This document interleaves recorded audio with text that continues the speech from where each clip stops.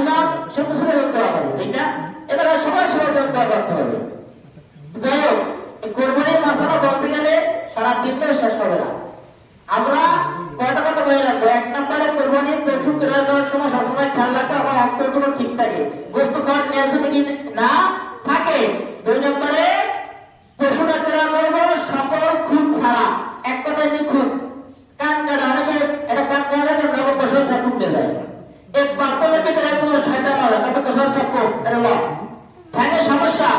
নগদ কোটি সুরক্ষা পশুর দাম আছে 1 লাখ, এর দাম 80,000 টাকা।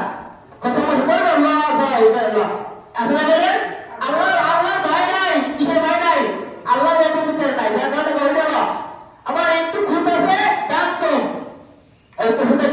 এখন ওই ব্যক্তি শয়তানের চক্রান্ত করে বাকি 6 জন আছে, এরা ওই শয়তানের সাথে নিয়ে যায়। কথা বুঝে আসছে? তাহলে